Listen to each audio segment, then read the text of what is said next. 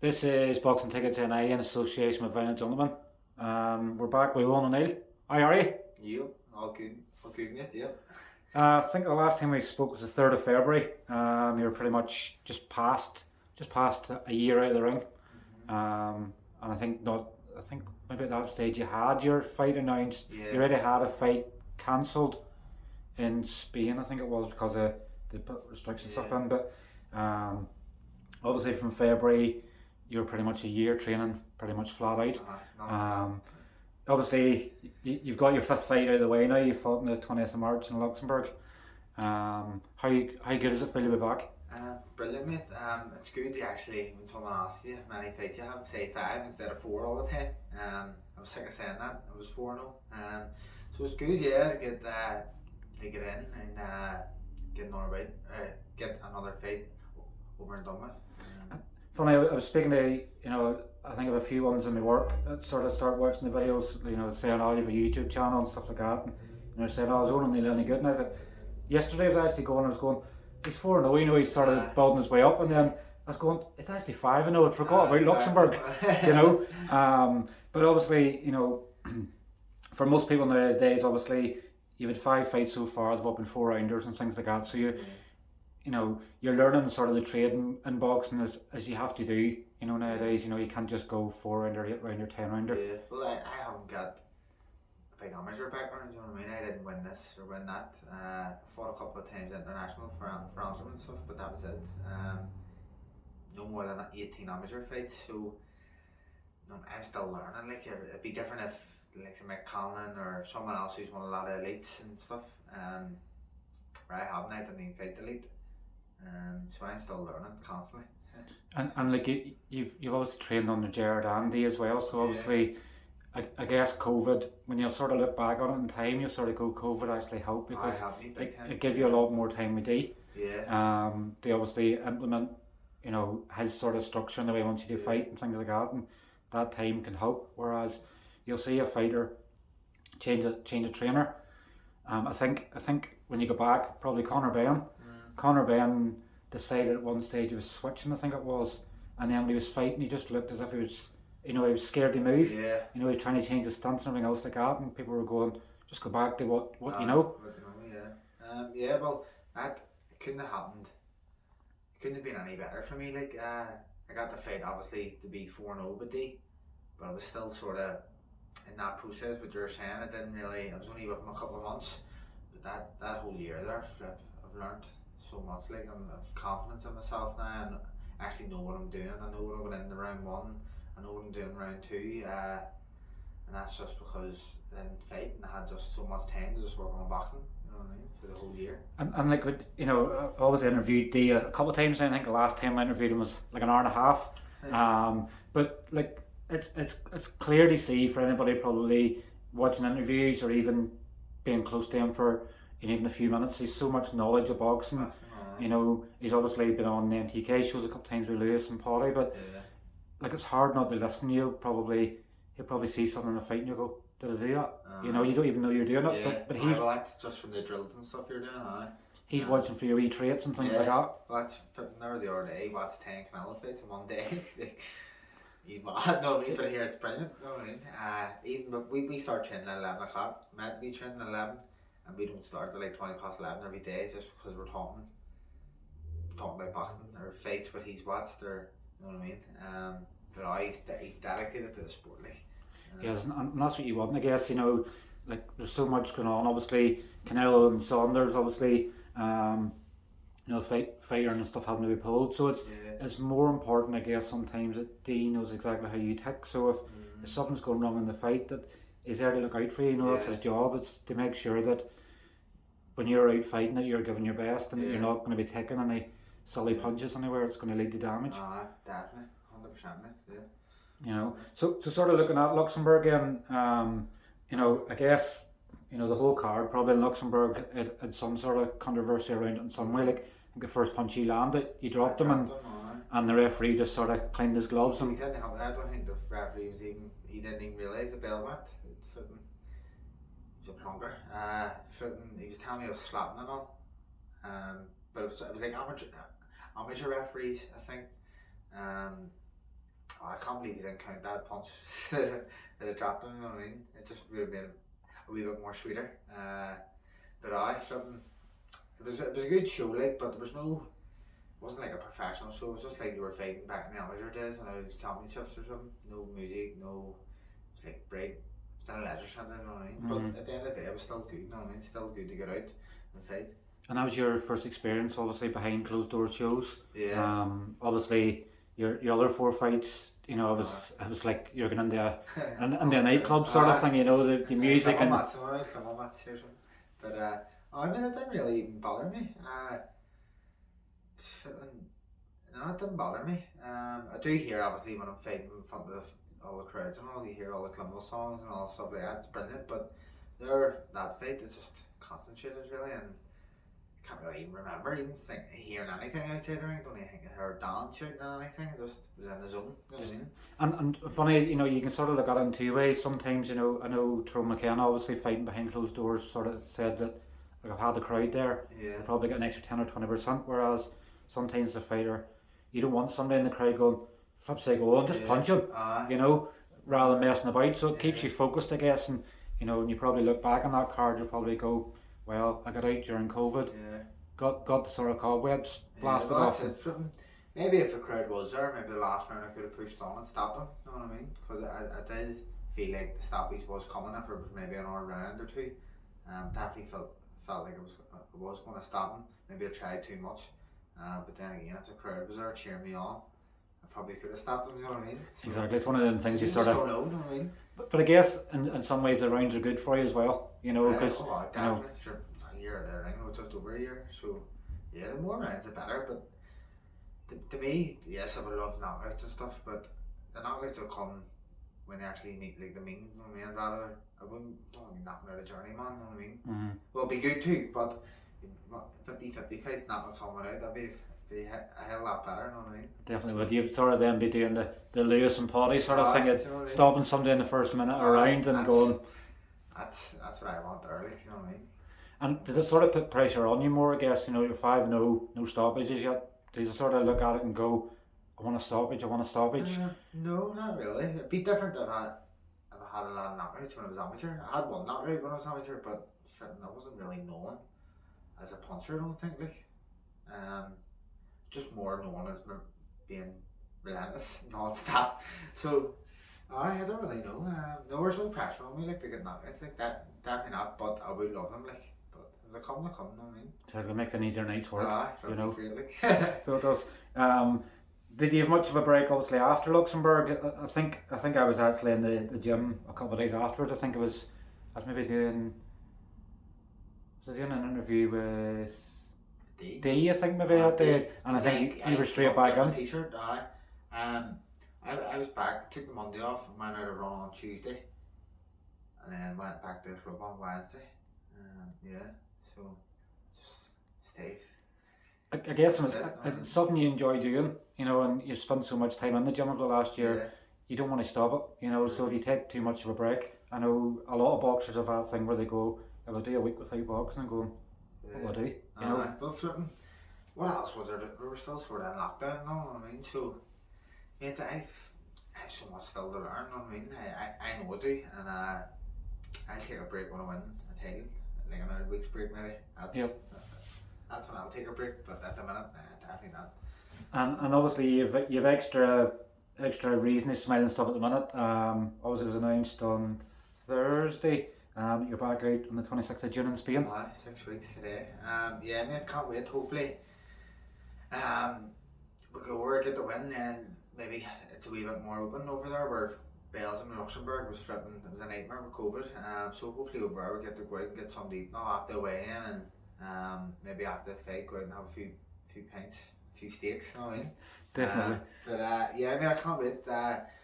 I'll probably be doing just a 4-rounder again, which I wanted to do a 6, but financially, it's madness, the money I would have to pay. And there's no point talking crap and saying, I mean, it's financially, it's too much money for a 6-rounder, so I'll wait the fight here, back in Belfast, hopefully a good crowd, and then fight for 6 in. So, and I'm still learning as well, so it's not as if I need to go away, like I need to push on, you know what I mean? I'm still learning, and then another 4-rounder, go in, do the business, then get a 6. See it goes from there. Yeah. And obviously the 26th of June as well is going to be crowds back as well. We've also, as you'll know from sort of talking off camera, we're sort of thinking of going over and covering ourselves. So, Yeah. you know, boxing tickets in Spain, you know, pretty much it's like an Irish, it's like I think one of Leonard's shows before was called, I think it was one that Eric and things like that was called Irish Invasion in York Hall. Yeah. So they should have been calling the show Irish Invasion, you know, in Spain. You know, it's definitely obviously sitting looking at flights and things yesterday. You know, flights are cheap as anything. Cheaper to go to Spain than it is the UK. You know, it makes sense. So yeah, there's a few of my mates have been on to me about going as well. Obviously it's just all the COVID tests and all you have to do. But that's a new normal now. You're going to have to do that anywhere you go. But it's just about they don't want to book anything until they know Spain's definitely not on the quarantine list or anything. Do you know what I mean? Yeah. But like Leonard said to me, I said about tickets because I know a couple of guys that live in Alicante as well, and he says he could try and get me 40 tickets. So if he can get 20, so I'll be looking at trips. You know, exactly. But, see what happens. I mean, be good to get a crowd there, like definitely. If you're selling 40 tickets in Spain, you know that goes to show you the magnitude of obviously how much it's building. You know, I'm not saying I would sell 40, but it'd be good to sell 40. I hope to sell at least 20 of them. Yeah. You know what I mean? Because you can't expect people to go. You know what I mean? It's only 6 weeks away too, like. So. But I guess when people sort of look at it, you know, and you're looking, I think it's like 70 or 80 quid for a return flight to Spain. It's not you that know, dearly, I suppose. 100, say about 100 quid for 2 nights, and then obviously you can go out and have a drink and stuff as well, and something to eat. Yeah. I guess with everything in the way it is with us, easing the lockdown here, probably people might go, here a couple of 100 quid, go away for a weekend, watch the boxing, and plus hot weather too. Exactly. Be roasting over. You know, we'll all be burning. Especially me. That's factor 50 on. Obviously the potential obviously is there as well, depending on obviously COVID easing, and obviously the British Boxing Board allowing shows to return, small shows, potentially looking back in September in the Devonish. Yeah, mate, just hope to God, like, because I have a sort of plan laid out here with Leonard and stuff, and if it all goes to plan, I'll be fighting this 4-rounder here in Spain, then 6 and Belfast, and then hopefully another couple of 6s, and then touching on titles then, you know what I mean? But it'd be good just to get a crowd back, you know what I mean? Just get back to normal, like, you know what I mean? And I just want to show everyone how much I've improved in real life as well, watching me, you know what I mean? And I guess, you know, come back to Devonish again and crowds and stuff there, I'll probably nearly take it back to like your debut. You know, like your debut is memorable for you and seeing the crowd that was there, and now you go back there again, it'll be like 200 tickets for that first one, like nearly. I can't remember off the top of my head, but it was like 180, 85, 90 maybe. But I'd say if there's no restrictions on ticket sales for September, which I'd probably say there will be, they'll only let a certain amount in, but I'd say I'd be able to sell 200, like, just because everyone's itching to get back to watch boxing and you know what I mean, get out for a few swallows, get out after, celebrate. And I've got a lot more people who should follow me now as well from over a year ago, you know what I mean? So I would like to think of itself. Yep. And close to 200 like again. And like you're you know, not sort of being big head or anything to you as well, but you're the main man for Boxing Ireland in Belfast now. Obviously Joe Fitzpatrick has left and went to Warren Boxing Management in England, so you're the main man for Boxing Ireland in Belfast. I don't actually think I am, but I joke with Leonard saying I'm the main man, but I just mess about. But mate, I'm 5-0, I've only 4 rounders. I don't call myself the main man. Don't want. I know you're saying don't want to get the big headed, but very humble that way. Like I wouldn't say that I am at all. But it's only if I am, it's only because I sell tickets, and that's it. You know what I mean? Yep. So yeah. Whereas we go back to your first sort of interview, you didn't want to be known as a ticket seller. You wanted to be known for your talents, and now the talents coming through. So I mean, I know I am. Definitely, I'm a talented boxer now, and I know because I've worked hard. But don't want to be putting no pressure on me or myself first, and the main man here and there. But let's see what happens. But hopefully, they get a show here in Belfast. I'd either be main. But then again, you can't be main event if you're not fighting for no titles. I don't know, but hopefully main event or co-main event because I sell that much tickets for them. But I'll show people that I'm not just a ticket seller. You know what I mean? Exactly. And it's like, you know, you don't care where you are in the card, then as long as you're fighting and your fans and stuff like that. Everyone's there supporting me. Doesn't even matter if you're on first. Nah, we ain't her. We're starting at 6 o'clock. 100 odd people there. I But it have to definitely- be after 6 because Clonmel will probably play that day, you know what I mean? Get everyone a chance to go up. I think they're talking. Saturday. I think they're talking. Maybe I think the Irish League's not going to start in September. End of September, are I they? think they're giving them a break this time because there's what 2 or 3 games of league left now, and obviously then the Irish Cup finish next week as well. Europa So League playoffs. I think they're looking at the end of September before they're starting the league. So it's even more reason. Obviously, if Cliftonville fans won't be in the solitude to watch the football, but they can obviously come to the Devonish and watch the boxing instead. Yeah, possible. Sort of want to obviously lastly leaving. You've obviously been doing a bit of rallying for Ardon Youth Club this week with their Struggle to Strength campaign. Yeah. It's probably what they're doing this week obviously means a lot to you yourself. Yeah. And stuff as well. So obviously it's really important that obviously people speak out and things like that when things aren't there. So it's good to see you being involved in the community. Yeah, I made football last year when we done it. When Ardon Youth Club started it up. It was brilliant last year. It was COVID, like proper COVID then. Well, still COVID now, but I mean lockdown.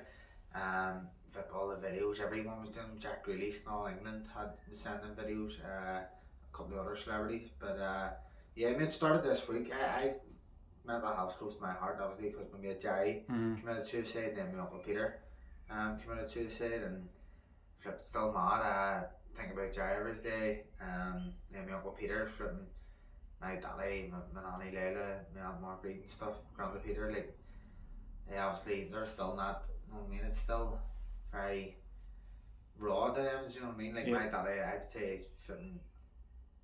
Probably never been the same since my uncle Peter's his best mate, his brother died. You know what I mean? But it's very close to my heart, mental health, definitely. So I like to try and do something. You know what I mean? Play your part, and I guess when you are such a strong influence in North Belfast as well, it helps because then the day people look to you as obviously inspiration for them for the future. People look at people and go, I'm going to follow your progress, or I'm going to, I like what you're doing, so they'll listen to you more sometimes. But it's really important to get the message out there. If somebody's sort of struggling, speak out and have a chat. And like, I'm sure if somebody sort of contacted yourself and went, "Well, I'm not feeling too good," you'd go, "Let's go for a walk." Walk, paths, whatever. You know what I mean? I'm flipping. There's been a couple of people messaging me before about the videos and stuff. Because I believe it or not, I actually hate talking in front of a camera. Yeah. I just said to my girlfriend on Monday morning there during the start of the week. It's Ardon Youth Club Struggle to Strength campaign. I hate the video. Like, I hate talking in front of a camera. I just don't like it. Probably takes me like 10 times to get a video that actually put out there. But I'm honest, you know what I mean? And I've got a bit of a stutter sometimes, so I'm just not the most confident person. At the end of the day, it's one of these things. Sometimes it's like probably I've been doing this for about a year and a half now, probably at the very most. And at the start it was going, don't make a sound of my own voice. I don't be in camera because obviously it's about the boxers. When I sort of started doing interviews, I was cursing a lot. And then when we started passing, she gave up to me. She said, "Don't you be cursing, Jack? That's who you are. You don't curse every 2 seconds. So why are you doing interviews?" So now I don't curse at all in interviews. So she's going to be proud of you. To make sure she's on top of me, you know what I mean? That means you get your pocket money still if you're not cursing. My Sunday dinners and all that. So, it definitely is, but I guess experience sort of helps there. You'll probably look back in a few years down the line, you'll go, "Crikey, I'm just," you'll be like Paddy Gal. You just not be able to keep quiet. You just keep going. I keep going. I don't know about that. That picture you said about this going on about here being over. I like them short and sweet. You know what I mean? So short and sweet. That's why I like them. Definitely is. Well, we've got about 19 minutes out of you as well, and we sort of haven't really had a structure to it, just sort of went with the flow. That's good, definitely is. But look, obviously, we know 6 weeks today. You're back in action in Spain. Hopefully, fingers crossed, we'll be there ringside ourselves. I think I'm going to go down and get my own passport sorted, so I can head out. But it's been definitely great kind of catch up with you, and hopefully, as I say, if we're out in Spain, we'll obviously get your way in and everything else on the day as well. After that, definitely. Few pints, few flatter pints. Definitely. Well, listen, it was good catching up with you, and we'll see you again soon. Good man, Steve. Cheers.